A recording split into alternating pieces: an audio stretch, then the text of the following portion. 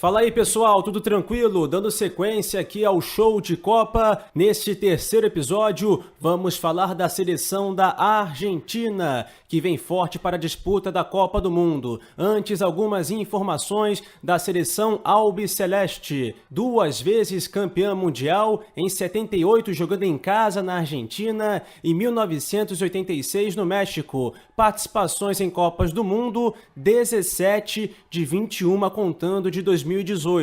Não participou em 1938, 1950, 1954 e 1970. Uma curiosidade envolvendo a seleção argentina é o jejum de títulos. A seleção principal não ganha um título há 25 anos, desde a Copa América de 1993, disputada no Equador. O destaque daquela seleção foi Batistuta. Agora vamos falar da preparação da seleção argentina para o Mundial na Rússia. Aí a pontuação das equipes, lembrando que as 4 primeiras se classificaram direto para a fase de grupos e a 5ª colocada disputou a repescagem com uma seleção que disputou as eliminatórias pela Oceania. A Argentina terminou com 28 pontos, depois desses 18 jogos, e o Chile, a primeira seleção que ficou fora de possibilidade de disputar a Copa do Mundo, com 26 pontos.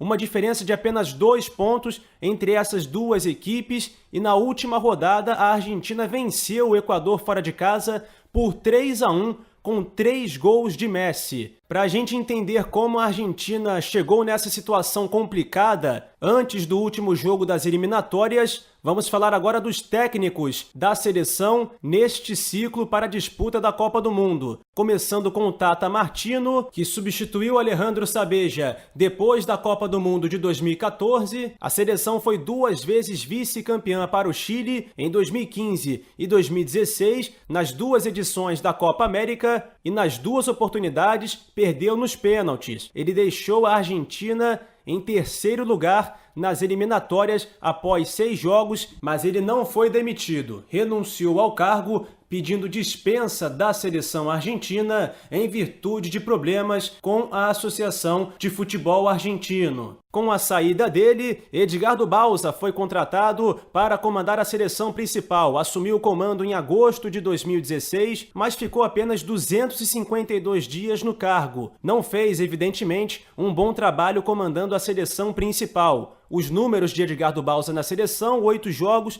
3 vitórias, 2 empates e 3 derrotas. Diferentemente do Tata Martino, ele foi demitido da seleção e deixou a Argentina em 5º lugar, na situação de repescagem. Por último, o atual treinador da seleção argentina é Jorge Sampaoli, que fez ótimo trabalho pela seleção chilena, chegou às 8ª de final da Copa do Mundo aqui no Brasil, perdendo para a seleção brasileira nos pênaltis, e conquistou a Copa América de 2015 pelo Chile, justamente contra a Argentina. Depois que deixou a seleção do Chile, Sampaoli foi contratado pelo Sevilla da Espanha e assumiu a seleção argentina em junho de 2017, amistoso contra a seleção do Brasil. A Argentina venceu pelo placar de 1-0. Pelas eliminatórias foram 4 jogos, com 1 vitória e 3 empates. A única vitória que eu mostrei mais cedo, a vitória da Argentina sobre o Equador, fora de casa por 3-1, no último jogo das eliminatórias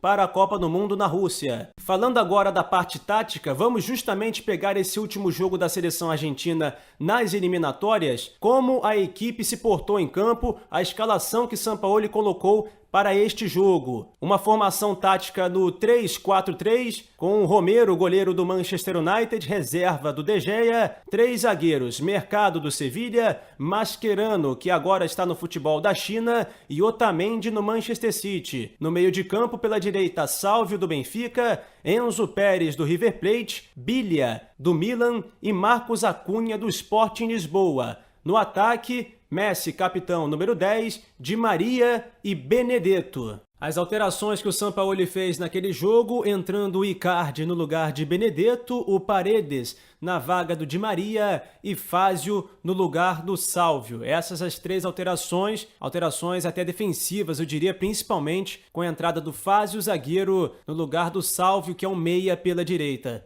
Agora, projetando os próximos jogos da Argentina, essa é a lista dos jogadores convocados pelo Sampaoli para 2 amistosos no mês de março, contra a Itália em Manchester, na Inglaterra, e contra a Espanha jogando em Madrid. 3 goleiros, 8 defensores, onde está escrito ali volantes, não são jogadores apenas de marcação, e sim todos os atletas que atuam na faixa do meio de campo, 7 jogadores nesse setor e 4 atacantes. Esses jogadores que estão com a bola amarela do lado estão confirmados para a disputa da Copa do Mundo, segundo o Diário Olé, que é o principal veículo esportivo da Argentina. São 14 jogadores, contando com o Pavón, do Boca Juniors, atacante. Lembrando que esses nomes dessa lista são de jogadores que apenas atuam no futebol do exterior. A lista conta ainda com 5 jogadores na reserva: Mamana, Papu Gomes, Icardi, Dybala e Ángel Correa.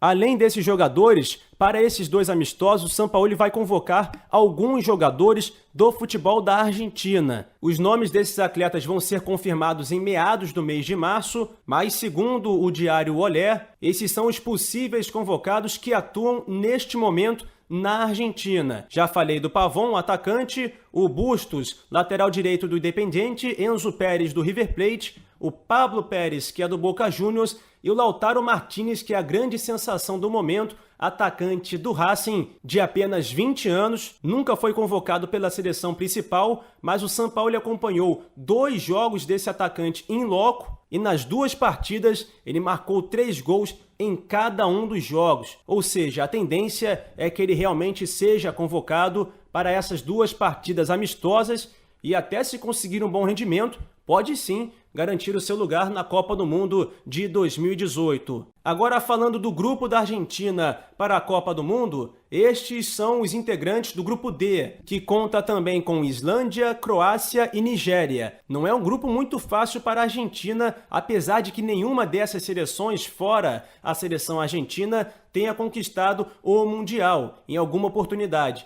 Mas são equipes que podem dar trabalho para a seleção albiceleste. Com tudo isso, considero a seleção argentina, no ranking que eu faço aqui do Show de Copa, logo abaixo das favoritas. Para mim, as favoritas são o Brasil, a Alemanha, e eu coloco também nesse bolo a Espanha e a França. No próximo episódio, vamos falar da seleção da Austrália, que teve de passar por 2 repescagens para disputar a Copa do Mundo deste ano na Rússia. Então é isso, galera. Não se esqueçam de curtir o vídeo e também se inscrever aqui no canal do YouTube para dar aquela moral para o Show de Copa, que segue com muitas informações das 32 seleções que vão disputar a Copa do Mundo da Rússia. Aquele abraço, valeu!